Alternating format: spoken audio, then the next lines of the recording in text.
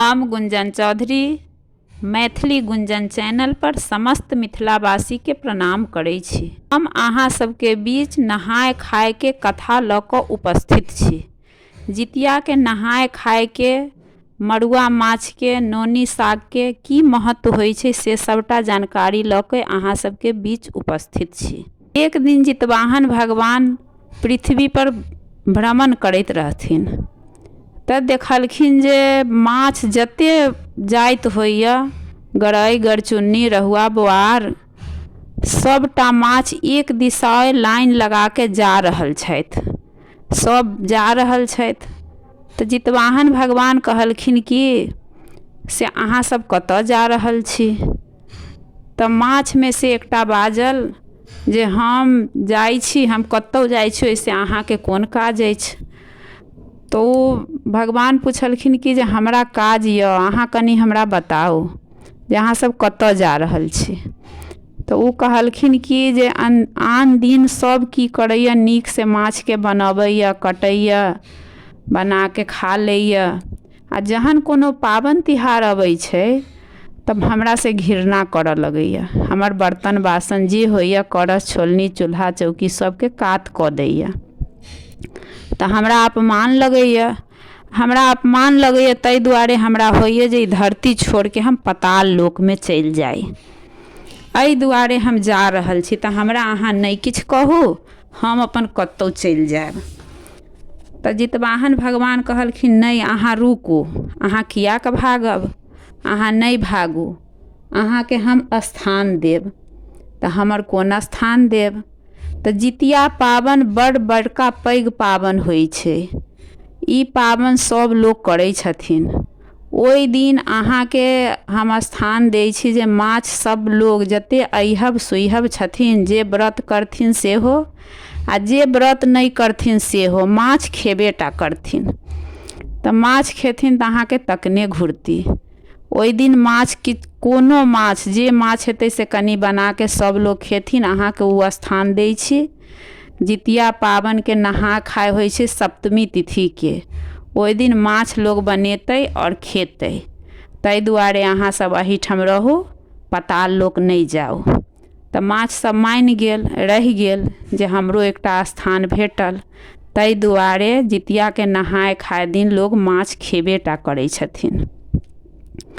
तहन आगा बढ़लखिन तऽ देखलखिन खेत में खूब हरियर हरियर मड़ुआ के गाछ, ओइमे लाल लाल मड़ुआ फड़ल। उहो सब भागऽ लागल।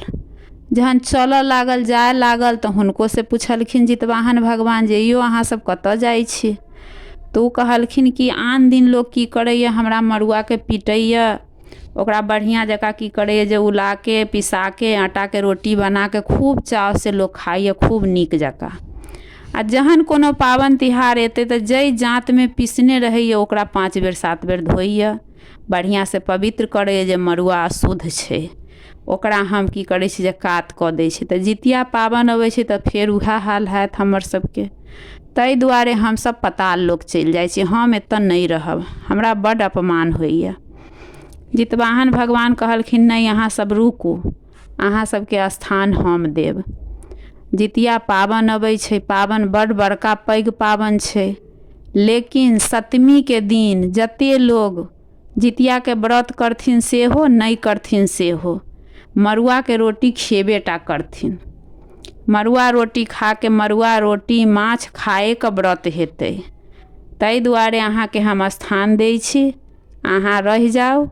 ओइ दिन रोटी, मड़ुआ के रोटी और माछ सब लोग खेथिन। ओइ दिन सप्तमी तिथि के अहाँ के स्थान भेटल। तऽ मड़ुआ रुकि गेल।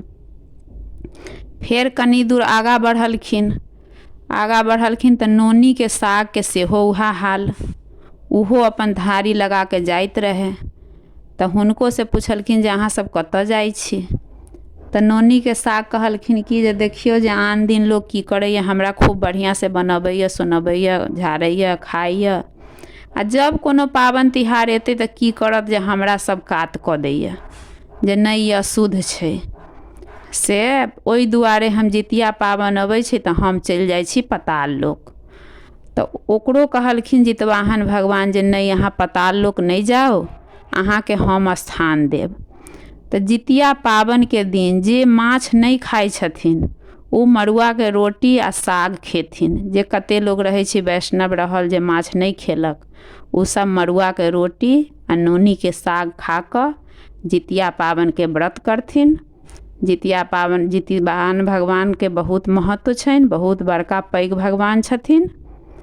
एहि दुआरे अहाँ सबके ई नहाय खाय के कथा हम साझा केलहुँ हँ।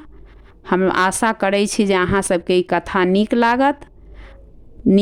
जे गलती भेल होत से माफ़ करब। हमरा चैनल पर पाबन के गीत और कथा आबि जायत, अहाँ सब सुनि लेब। आशा करै छी जे अहाँ सबके वीडियो पसंद आयल हैत। वीडियो पसंद आयत तऽ लाइक करब, शेयर करब। चैनल के सब्सक्राइब नहीं केने हेबै तऽ सब्सक्राइब करब। धन्यवाद। जय मिथिला, जय मैथिली।